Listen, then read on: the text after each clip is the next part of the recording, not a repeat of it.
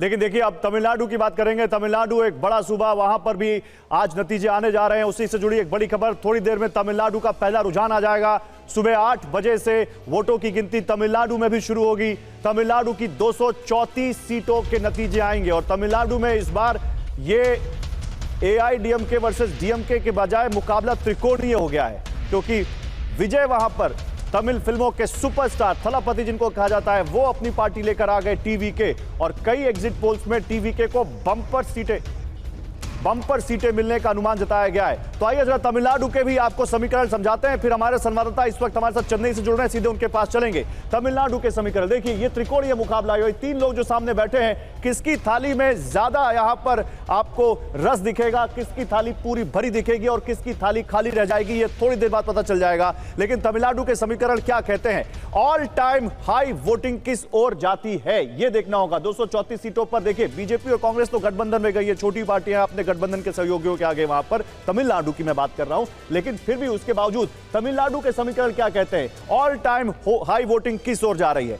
85% जो वोट हुआ है तमिलनाडु में, ये किसकी तरफ जाता दिखता है, किसका गणित बिगड़ेगा, किसका गणित सुधरेगा। इसके अलावा स्टालिन की दूसरी पारी पर नजर है। पहली पारी में स्टालिन यहां जो करके आए हैं, क्या उस पर अब भरोसा करेगी तमिलनाडु की जनता। जल्दी से, अभिनेता विजय की पार्टी बड़ा फैक्टर बन गई है तमिलनाडु में, और त्रिशंकु विधानसभा के आसार से वहां पर रिजॉर्ट पॉलिटिक्स भी शुरू हो गई। आनंद हमारे साथ चेन्नई से जुड़ रहे हैं। आनंद, तमिलनाडु त्रिकोणीय मुकाबले वाला राज्य बन गया है और अब तो टीवीके को लगता है कि पोचिंग हो सकती है उनके जीते हुए कैंडिडेट्स की, इसलिए वहां पर कहा गया कि रिजॉर्ट बुकिंग भी हो गई है। आप चेन्नई में हैं, बताइए चेन्नई में इस वक्त वहां पर वैसे ह्यूमिडिटी तो होती है इस मौसम में, लेकिन कितनी सरगर्मी बढ़ गई टीवीके की, इस टीवीके के फैक्टर के बाद वहां पर? जी देखिए, अभी सुबह का समय है तो जाहिर तौर पर चेन्नई में भी मौसम फिलहाल ठीक है, लेकिन जैसे ही 8 बजे काउंटिंग शुरू होगी तो मौसम भी बदलेगा और सियासी मौसम भी बदलेगा। अभी हम चेन्नई के लॉयला कॉलेज के बाहर हैं, ये यहाँ का काउंटिंग सेंटर है।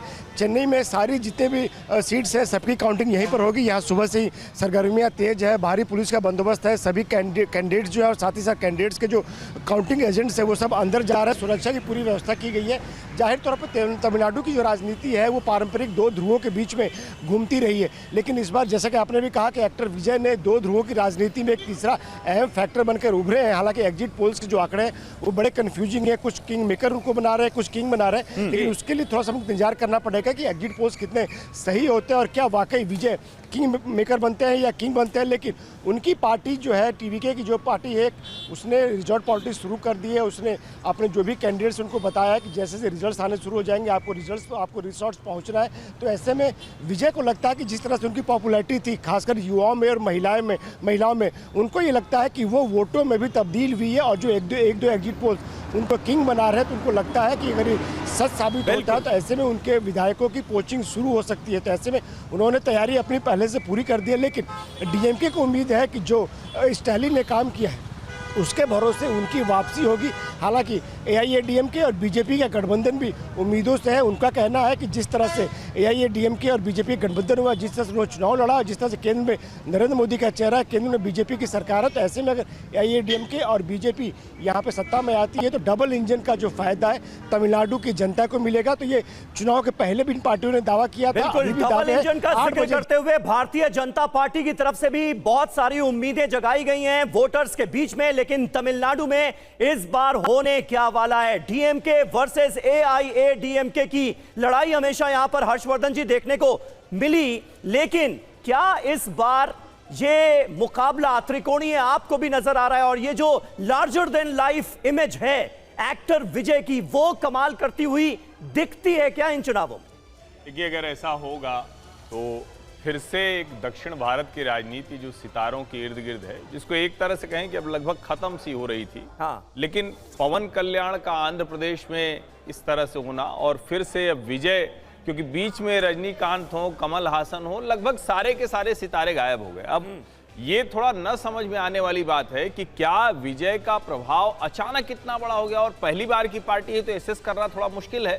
तमिलनाडु की राजनीति में एक चीज मैं बार बार कहता रहा कि द्रविडियन पॉलिटिक्स के इस वक्त ढलान का वक्त है, यानी वो टाइम चला गया, एक कालखंड होता है किसी भी राजनीति का, लेकिन क्या उस कालखंड के समाप्त होने पर विजय निकल कर आएंगे? और विजय निकल कर आएंगे तो उनकी राजनीति क्या होगी, किस तरफ वो लेकर जाएंगे, वो ज्यादा देखने की बात होगी। क्योंकि डीएमके और एडीएमके उन दोनों की लीडरशिप वो एक तरह से कहें कि खत्म हुई। भले अभी स्टालिन दिख रहे हैं, लेकिन वो भी बहुत एक तरह से कहें कि उतार पर दिख रहे हैं। और जो सबसे बड़ी बात है कि क्या द्रविडियन पॉलिटिक्स समाप्त होगी, तो जिसको हम कहते हैं कि anti north India, anti Hindu, anti ब्राह्मण, वो वाली राजनीति हटेगी और विजय कुछ नए किस्म की राजनीति लेकर आएंगे। और दूसरा सवाल ये भी है कि क्या एडीएमके अगर विजय आते हैं तो सस्टेन नहीं कर पाएगी, क्या उसका एग्जिस्टेंशियल क्राइसिस हो जाएगा, जो जिसको हम कहते थे कि जब पार्टी जयललिता के बाद गई। और इस पर मुझे एक बात कभी समझ में नहीं आई कि भारतीय जनता पार्टी ने शशिकला पर दांव क्यों नहीं लगाया। अगर जयललिता की विरासत के लिहाज से देखें तो वो एक दांव हो सकता था जो उन्होंने नहीं लगाया। तो कई चीजें हैं, और तमिलनाडु भी एक तरह से कहें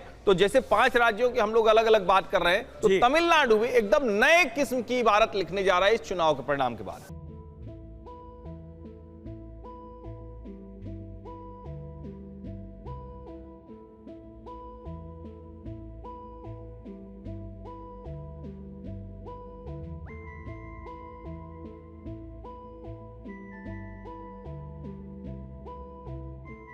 ठीक है, ये बात आपने महत्वपूर्ण कही और तमिलनाडु के नतीजों पर भी हमारी नजर होगी। थोड़ी देर में रुझान हमारे सामने होगा। और देखिए, थोड़ी देर में केरलम का पहला रुझान आप देखेंगे टीवी9 भारतवर्ष पर। सुबह 8 बजे से वोटों की गिनती होगी।